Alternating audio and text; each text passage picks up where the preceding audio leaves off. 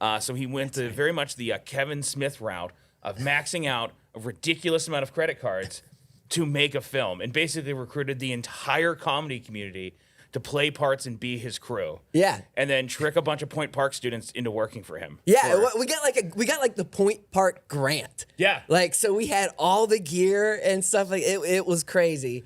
And that's why I remember like the beginning of comedy in Pittsburgh for me, and maybe for you, was like I felt like we were the up and coming, like, oh man, we're gonna make the scene. Because when I started, there was only one open mic, and it was Duke's, which is now, I believe, the Spoonwood Brewery. Yes, it's Spoonwood. Yeah, it's Spoonwood Brewery, but it was just Duke's, and it was Duke's. It was the railroad station. And that was out in the South Hills. Yeah, way and out there were in a couple South other Hills. ones, but like that was the one. That was a good one. That was the real one that was consistent right before I think Smiling Moose started being consistent. Yeah, the Moose was always a hellscape. It was an old biker bar that someone kind of took over, and when I went to the Smiling Moose when I started, there was a dildo claw machine in the back of the building.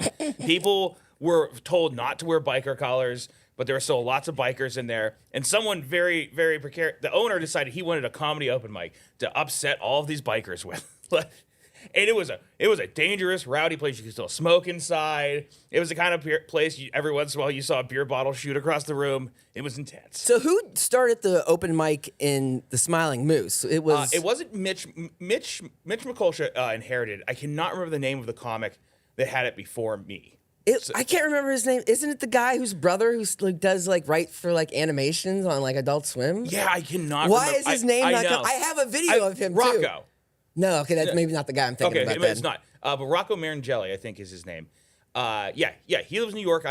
He does improv now. He's kind of, for the most part, out of stand-up comedy. Good for you, but you made a good decision. But yeah, it was a super intense. But eventually, it started getting better. It also helped that we started getting a better pool of comics. Well, that's what I'm saying. Right. So at that time, I felt like Dukes was the most consistent. I met Aaron Kleiber, who was in charge of that mic, through Craigslist. This was the Craigslist time. That's also how we got the Craigslist. I wrote a letter. I wrote this letter in Word and rewrote it a couple times, and I was like, "Hey, I want to get into comedy, into selling shirts." I think I even quoted some things from Whitest Kids You Know, and just had this whole monologue and put it on Craigslist. And Aaron Kleiber messaged me back through Craigslist saying "Hey," and it's before he even did his first stand up ever. And then we met at the old billiards place in Southside. I can't remember what that place is called. Oh, Shooters? Yeah, Shooters. Yeah. We met at Shooters. Yeah. And he was like, "Yeah, I'm an improv guy. I'm just doing Rhea Stiller right now. I don't know what I'm going to do." And we just started making stuff. And then I started going to the open mic at Duke's.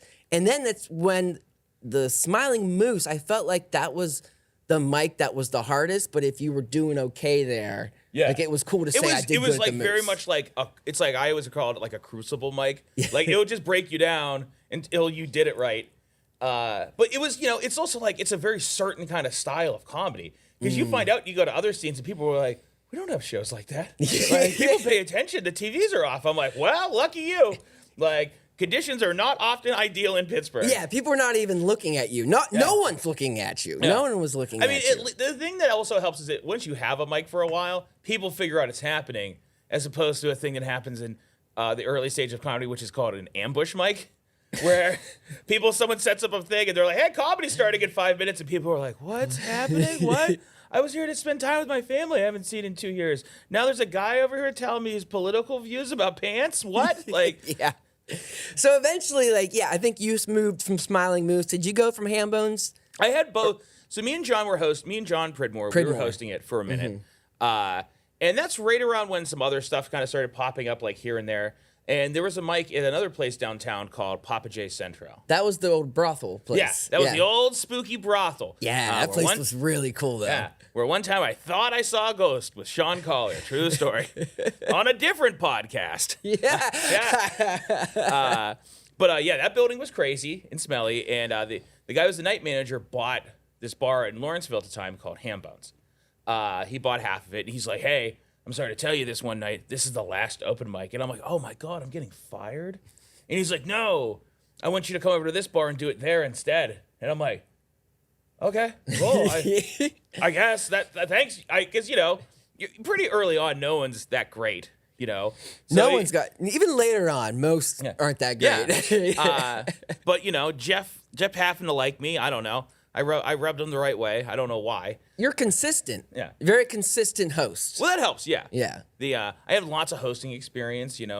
Like before, like talking in front of people wasn't that weird. I also just understanding the difference between hosting a show and doing stand up on a show is very different. Yes. Like you're like this weird liaison between the audience and the comics, and like you have to figure out when to reset the room, when to talk about what, and make sure you're not making the show about you. Yeah, because you've ever done a room without like a DJ like putting music between acts, and you don't have a host, and there's that awkward feeling between comedians, and especially when comedians don't know how to introduce each other, they just leave the stage. Yeah. Oh yeah. The worst thing you can do, unless the comics really know each other, it's always really bad to do what's something's called shotgun. There's a couple different names for it, but it's when each comic introduces the next comic. And the thing is, if the comics don't know each other, it gets like they have this like they're like blah blah blah, last punchline, everyone laughs. All right, your next comic,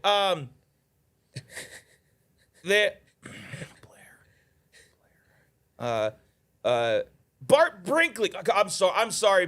Brant Brinkley, everybody. See, that's really bad, but I did a recent professional, I didn't do it. I was shooting a professional one, and they brought out the headliner, and I kind of like to use their who's ever introing sometimes is part of my video. But the problem is the person had their watch, their phone, their purse, their bottle water, and they were like putting the mic down and like, all right, our headliner. And I was like, I can't use that shot. Why do you have everything you own on stage with you? Put that in the green room. Yeah.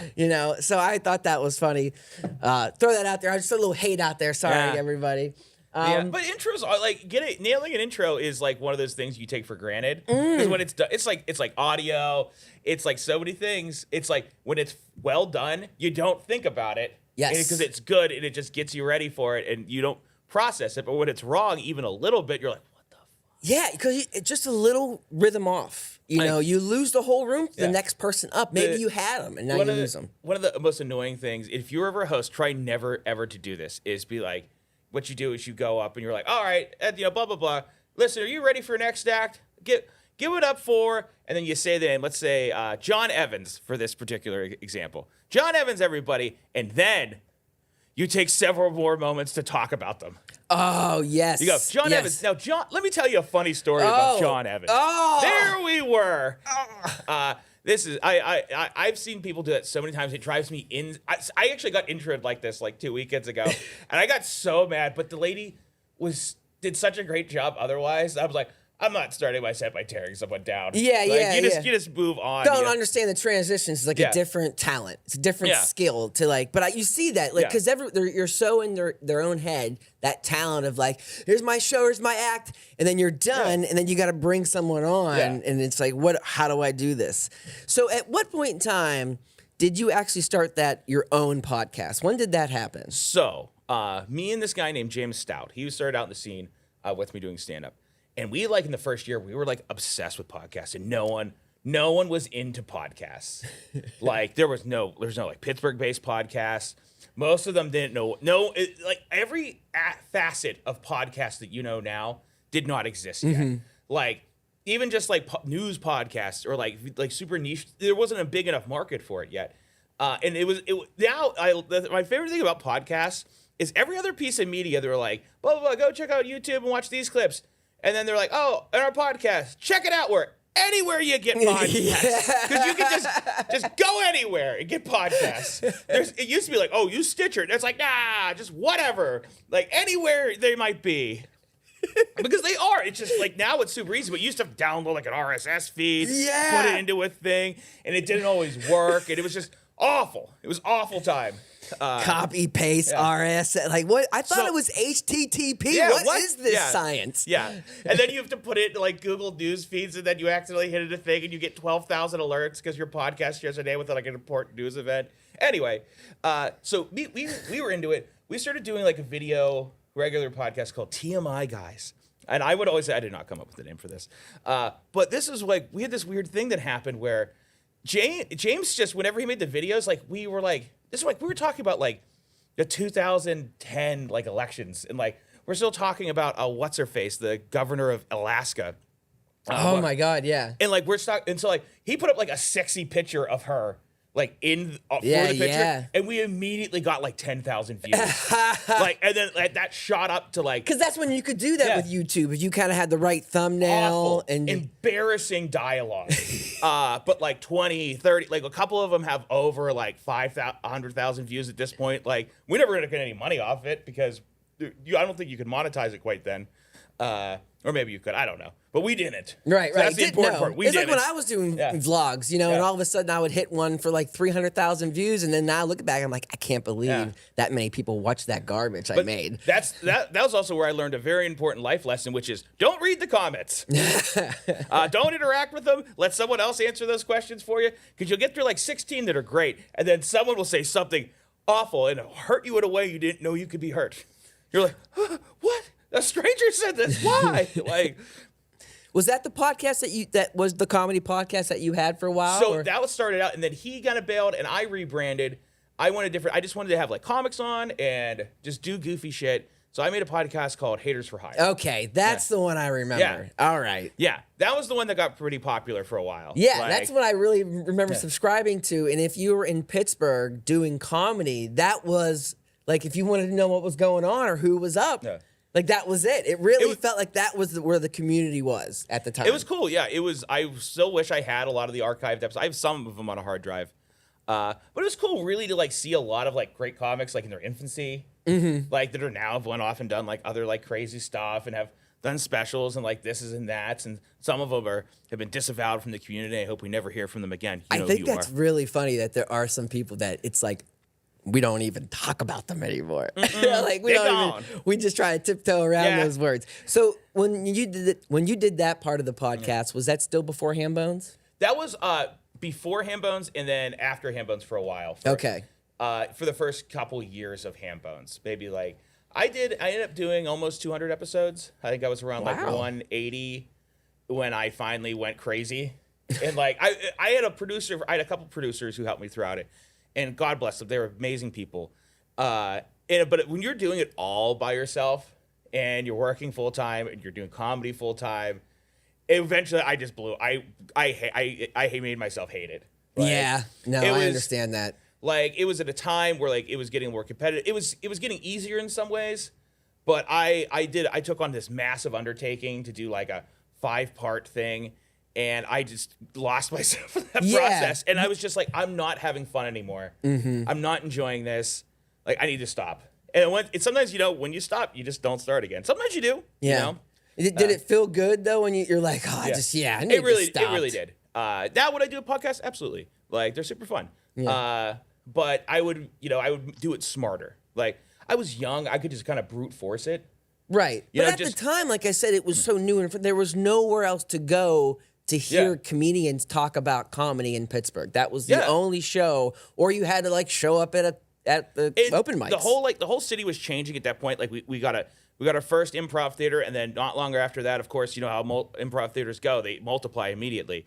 Cause just other improv well, people. It's like you go to the one cult, you don't like all the parts of that cult, so you're like, we got to start a different, better cult over here. Then someone sees both those cults, and I'll be like, what if I took the best parts of both those cults? Listen, I drank the juice, and it was good. I love improv.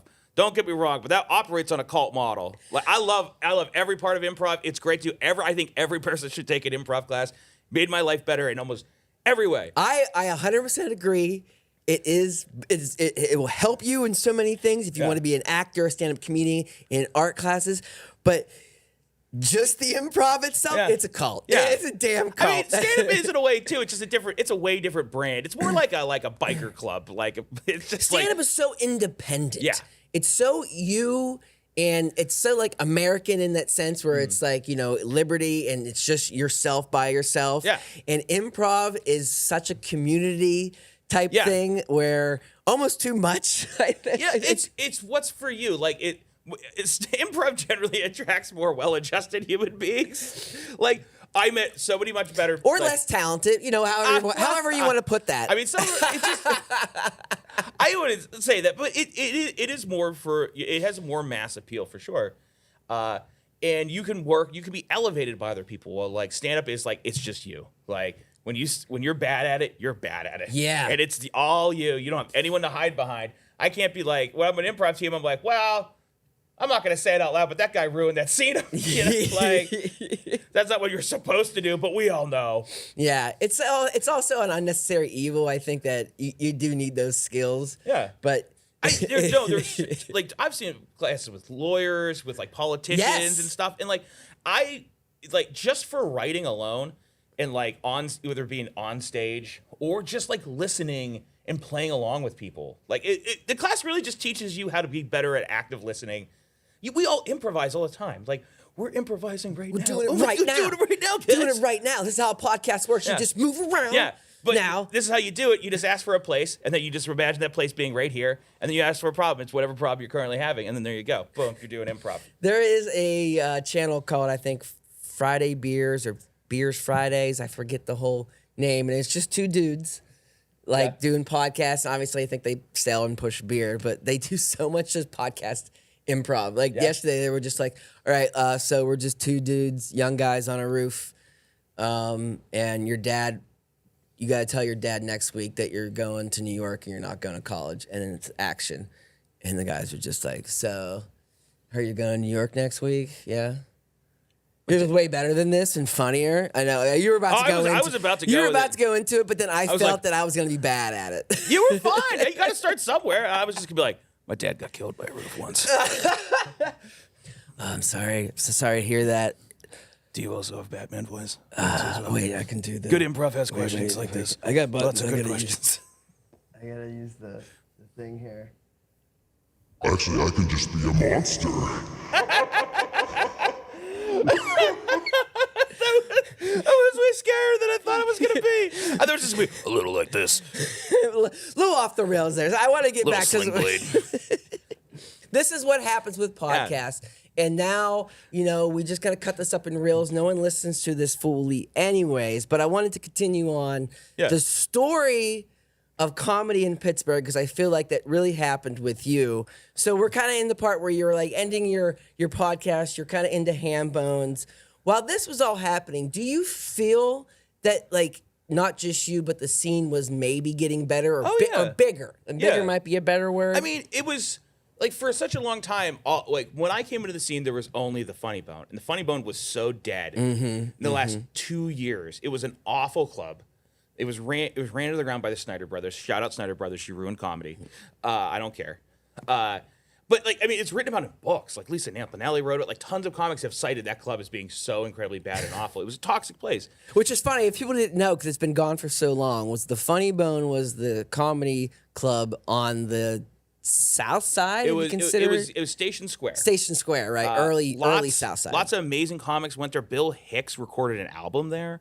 Like it was an incredible place, but it was just the whole like cutting corners, stop getting A-level acts, just getting all B-level acts. Then it's kind of like B and C, and it's just people don't want to come anymore. Yeah, and then that kind of like that was like I remember going there once, and that was it. Like when I started doing open mics, and it quickly closed down pretty. I did it exactly 3 times before it closed. Yeah, and I was terrified of these people, and so it was super fun later to tell one of them to go F himself. But yeah, so the scene was clearly like growing. And it was great. Other people were starting open mics. Like Matt had the Beer Hive. Beer Hive was good. And there were a ton of like smaller mics. The thing that was starting to help is people were producing their own shows. Like a lot of people had like monthly shows. And that's right around like the arcade. They had started having like regular stand-up and improv. Yeah. Like, and the improv actually had open mics sometimes. Yeah. They had them sometimes. Intermittently, like here and there. They didn't oftentimes pull from that pool, but boy, it was a classic to go get a picture under the improv sign when you started doing comedy. You could see, and someone just started and went there because they had the brick background. And then, they were too embarrassed to take it down because every 6 months they see their family and they're like, how's stand-up going? And they're like, great. And then they have to come out again for a week and then, they get back off the cycle. Yeah. But the scene started growing. We started having like festivals. Like it started becoming. We were no longer just we had like no scene like at all. Right, there was nothing. Yeah, and the other thing that really helped honestly was social media, because you could identify now people who were interested in this, and you could connect to them easily without looking at a newspaper that oftentimes was wrong. City Paper, I give it a lot of credit for keeping those listings in there and making people interested in this. But they had dead listings in there for 4 or 5 years. Like, Yeah. I would literally email them and be like, hey, can we take these off of here? And they didn't even question me because I did it. I told them so often, which I was like, probably check your source. I'm a buffoon. Like, Maybe they should hire you as like a part-time contributor or something. But yeah, like, also some of the papers got better at like producing and report. Like the City Paper and the Trib and the Post Gazette all the time. They weren't doing good coverage of like comedy events and this and that. And they started the scene naturally grew. Yeah, and you're right. It was Facebook. I mean, just to know where to go and where the open mics were, we started building the few pages that, you could come here and this is where we know. So, and that's when it became not only a mic every day of the weekday, like almost every day of the week, maybe more than one. And on top of that, Bill Crawford at DV, he played a huge role, how he knew some of the local scene. So he was able to like talk about stuff like that's when we started having the DV Comedy Festival. Well, that's interesting too because when the Funny Bone went down, when all that happened, that's when Bill Crawford got hired at DVE. That kind of happened all at the same time. Yeah. So that's kind of interesting. Like that's when DVE they did a reset. Funny Bone was out. There was no mics, and there was this complete new buildup. Yeah. Yeah. And also people like Mike Wysocki and Sean Collier, like just being on the air and being local stand-ups, like helped a lot. Like just to have them being present, like. Before that, there was like in that scene, it was like Alan Cox was still in the scene, like doing stand-up comedy, but the scene was still in like that. I honestly don't know what the 90s was like very much because I wasn't there. I know, right? We're trying to just guess at it. But no, we got to the point where there were comedy festivals. Now, those didn't last. Yeah. But like we did get to that point, and I think who do we have the names that we got here? Was the one guy from 30 Rock? Judah Freelander. And Todd Glass. Glass. W. Kamel Bell. Todd Barry. I'm trying to remember the rest of them, but we also had a lot of smaller names and stuff that like came through, like Napa Sharna, like Kyle. Oh my gosh, who else is? I'm trying to remember so many people. Like, so many people. Let's just list them all and make sure they Kyle share. Kinane, there you go. Hannibal Buress, stuff like Buress that. Came. That was the DVE showdown comedy show. Oh yeah, he came more than once actually. Yeah. Oh okay. Yeah, he came to Hambones too. Ooh, yeah. I didn't see him at Hammonds. I saw him. He did the free show with I think I want to say Tig Notaro. And then they found out and they all came over to Hambones and we just stopped the open mic. right. I completely stopped the open mic. And I'm like, we're resetting, the show's happening in 5 minutes. That's awesome. That's how I said one time I opened for Hannibal Buress. So before COVID hit, like was there anything because I guess the Hambones kind of became like the other club, and it was kind of like, was it gonna happen or not happen? Did you know, like maybe things were not gonna start working out before COVID, or was it still like we're gonna truck through this because it was like the #1 open mic in town? Yeah, like the open mic we got very very lucky with that open mic, and that it was a good night. It was Thursday night. We had a room dedicated to it, and we consistently did it for long enough that people came. And another thing that happened, the consistence. Was the consistence was the Belvedere's caught on fire, and I thank you Belvedere's for catching on fire. I do mean it.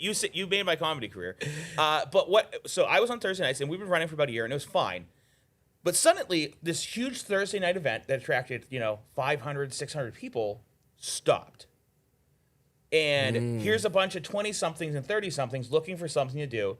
Here's a show. You don't have to drink. You don't have to do anything, but it goes until like 1 a.m. And so it was and we had big windows that people could they could see that something. When you walk past, it was like, what is going on in there? Yeah, what are people doing? And so people come in, the drinks were cheap. Jeff was an amazing bartender. The wings were really good too. So good. And absurdly cheap PBRs. Yeah. In fact, the joke always at the shows was that the PBRs were $2. But I complained near constantly that was highway robbery. We all know PBRs cost 11 cents. And each week, the joke was I would confront Jeff about it. And usually the joke would end with him throwing me out of his office by screaming, I'm masturbating, get out of here. He hated it, but I loved it. He didn't like it. He's like, people keep saying it. Get out of here, I'm masturbating. You should just put like a mic back there so you get that audio every single time it goes through that'd be great. The thing that, we like, we had a festival ready to go on March 23rd of 2020. Oh, really? There was another yeah. one coming. I forgot. Yeah. Well, everybody did because so we got word from the Cultural Trust that they're reducing all the capacity of their theaters. We're like, okay, that's fine. We only have This is the beginning of COVID. Yeah. Yeah. And so that's what we're like. We're going to do spare seating for all of our shows. It's going to suck for Ham Bones, but we can do it. Because we just want this to happen. This is like the Friday before. Yeah. I remember. And then like by the next week, Friday, I'm in a phone. Shannon Norman is cutting my hair, and I am literally the only time I've ever pulled out my phone. I'm like, I have to look at this. My phone is blowing up. It's like every single venue is like, we're shutting down. Like we're shutting down. So it was cool to lose like $7K in advertising and merch and all kinds of crap that you can't get rid of. The entire world. That's what happened with Yeah. I love how there was a comedian cutting your hair in this moment. Yeah. Yeah. Who is a professional barber? By Oh, he's the way. amazing. Yeah. Yeah. I'm seeing him this weekend. Nice. Yeah. Nice. So obviously everyone knew what happened. Everything was shut down. We lost Ham Bones during that time, right? That's when right? And we lost Jeff. Yeah, Jeff passed. He passed in September, late September. At that point, there was too much going on already, and his family just wanted to sell the property. Yeah, right. Well, luckily, the property is now owned by a comic's brother, Joey Welsh. They own an axe throwing place, so they own the building. They're remodeling it right now. Bless them. It's a big undertaking. Yeah. What they're doing, and and they want to have comedy. They want to have music back. I didn't know that was Joey's family. Yeah. That's awesome. So that's kind of cool to know. It's like to have like a connection there. And hopefully they do that, like make it a community arts event, because it kind of Lawrenceville really kind of needs that. Like, yeah, I know. The area It's such a good spot too. You're right off the bridge, and then just 2 blocks down, there's like every great piece of food. Like there's the burgers and sushi and ice cream. I think there's and a dim sum place right now. Yeah. Like there's all kinds of great stuff. Yeah. Yeah. Rolled ice cream. Amanda, I know. don't think they're doing that mic there at the Burgers Brewers or whatever, but man, the burgers there, so damn good. No, it was really good. Unfortunately, angry people in Butler shut that down. They got mad about a drag brunch and they were scared. That's why it got shut down. I thought just the audio. I really do not blame burgers. Like this, they talked to us and they showed us some of the stuff people said and threatened to do, and they're like, listen, as much as we love how this the open mic it was starting to do really well, it was just they're like, we can't have this right now. Yeah, we trying can't have to an make open money. venue for people to cross the Allegheny Dixon line down here, invade our little area. Right. But yeah, so what was the last time you were in Ham Bones? Was it to do your show? It was the last time I was in Ham Bones. I broke in. Right. I did it in the middle. So basically, what I figured out is I had exactly from when Jeff passed and when everything was going on, that I had exactly 2 weeks to before someone's going to notice something is wrong, and I'm going to have to give up these keys to somebody. Mm-hmm. So I spent after not doing stand-up comedy almost at all for most of the pandemic, sparsely here and there, like distance shows, Zoom shows, which is very awful. But I got paid money. That was cool. Mm-hmm. I ran around the country. I went to Michigan, and I went to Detroit. I went all over Ohio just trying to get on any show or any open mic I could to get stage time. And I recorded an album in Ham Bones. I broke in. I brought in 30 people through the alley. We tapered up all the you didn't even go through the front. No, we didn't want anyone to know. That's awesome. And you taped up the front windows? We taped up all the front windows. We covered up everything. We did it 3 times over so you couldn't see any light inside. And I wish I could invite the world, but it was at that time it just wasn't safe to do. Yeah. And so I was BYOB. Everyone could bring their own stuff. I wasn't serving at that point, I didn't know who owned what booze there anymore. Yeah, I know. And it's funny. You probably look back on it and you're like, we never would have got busted for anything. Yeah. We could have thrown a party there. No one gave a shit. Yeah. But at the time, I get it. You're not sure. Well, it was also they did. Technically, it was an illegal gathering because you aren't supposed to have that many people. Right. But I'm the thing I kept justifying was I was like, this is the only thing Jeff would have wanted. Jeff would have wanted me to do this. So it was cool. I recorded an album in there. That was the last thing ever done in there. That's Hopefully awesome. that won't be true forever. Right. I hope that it'll never be Ham Bones again. You can't bring back those bottom barrel prices that weren't updated for 10 years. Food was really great. Yeah. I just remember I loved everything on that damn menu. Yeah. Yeah. But it was a cool gathering spot. Like lots of people went there. Like if they didn't have something to do and hang out there on the weekends. Like if you're after a show, it's like just go hang out at Hambones. Like, and I was proud. I was proud to like be part of that. Like and like help grow a scene.